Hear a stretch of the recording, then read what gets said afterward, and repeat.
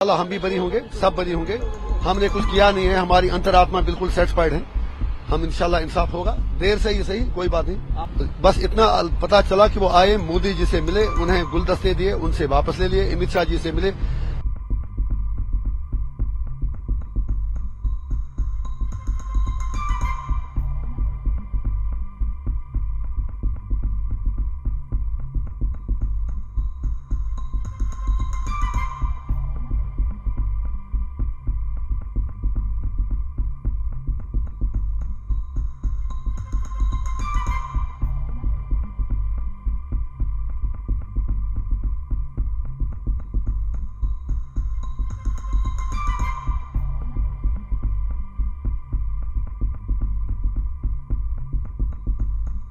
Surrender करना पड़ रहा है, क्या कहेंगे?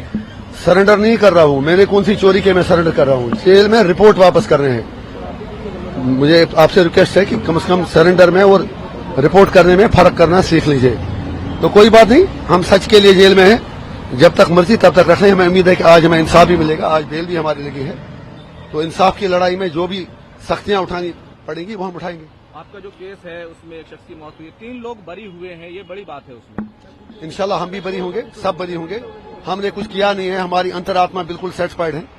हम इंशाल्लाह इंसाफ होगा, देर से ही सही, कोई बात नहीं। आपने लगातार पॉलिटिकल प्रिजनर का सवाल उठाया है, जब आप वहां पर रहे हैं। उमर अब्दुल्ला भी दिल्ली आए थे, उन्होंने कई मुलाकातें की हैं, उसको लेकर आप क्या कहेंगे?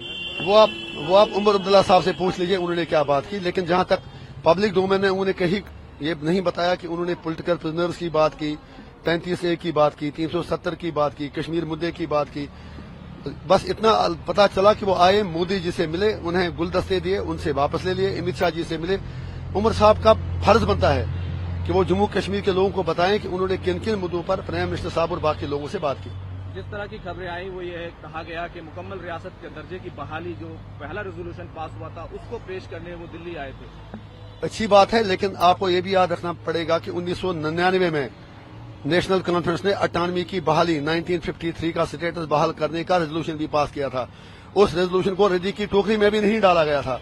तो इसलिए हमें इन लोगों से ज्यादा उम्मीद है नहीं। रेजोल्यूशन से, खाली रेजोल्यूशन से कुछ होता नहीं है, उसके लिए पॉलिटिकल विल की जरूरत होती है। I see that lacking in Umar साहब।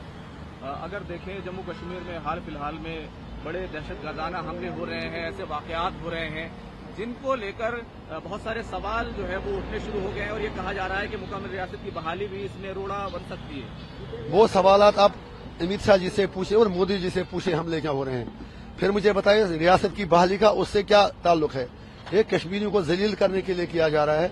रियासत की बहाली का मुद्दा बाकी चीजें, हम चाहते हैं कि आप न सिर्फ 35A और 370 बहाल करें, बल्कि कश्मीर के कोर इशू पर तमाम स्टेक होल्डर से बात करें ताकि नॉर्मलसी पैदा हो। हम नहीं चाहते हैं कि किसी के घर में लाश पहुंचे, चाहे कोई फौजी हो, सिविलियन हो, पुलिस वाला हो, पॉलिटिकल वर्कर हो, कोई भी हो। हम चाहते हैं अमन और शांति हो, लेकिन उसका रास्ता बातचीत से होकर गुजरता है। जब तक आप तमाम स्टेक होल्डर्स को टेबल पर नहीं लाओगे, उनसे बात नहीं करोगे, तब तक शांति शायद खा भी रहेगा।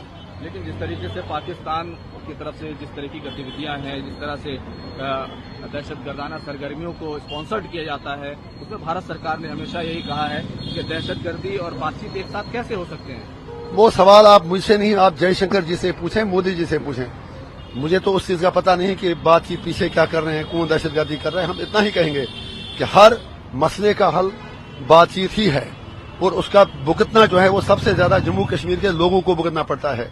हम चाहते हैं कि अगर इंडिया विश्व गुरु बनना चाहता है 1947 तक, डिफेंस एक्सपेंडिचर जो हमारा अरबों डॉलर में हर साल जाता है, वो चीज कम से कम हो।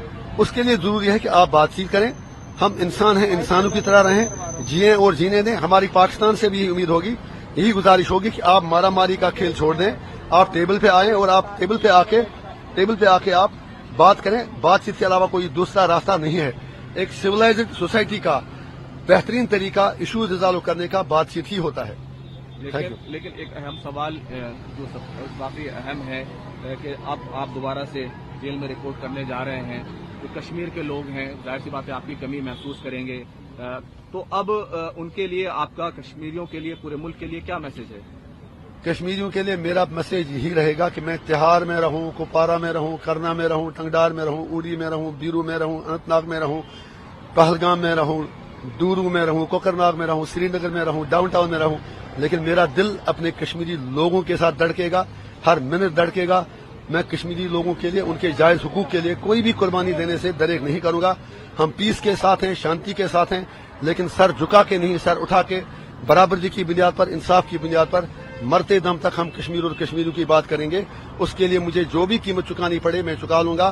کشمیر کے لوگوں سے میری یہی امید ہے، حوصلہ مت ہاریے، زمین گول ہے، اگلا داو انشاءاللہ ہمارا ہوگا. عمر عبداللہ سے کیا کہیں گے کہ وہ کیا کریں؟ کیونکہ کوئی بات نہیں، میں انہیں کون دستک دینے والا ہوتا ہوں، وہ مجھ سے بہتر جانتے ہیں کہ انہیں کیا وہ کرنا ہے. وزیر اعلیٰ ہیں، کیا قدم اٹھائیں؟ وزیر اعلیٰ ہیں، انہیں چاہیے کہ جو انہوں نے وعدے کیے ہیں وہ پورا کریں اور مودی جی سے کھل کے بات کریں اور بتائیں کہ جن چیزوں کو لے کر انہوں نے ووٹ لیا تھا ان وعدوں کا کیا ہوا. بہت بہت شکریہ بات چیت کرنے کے لیے.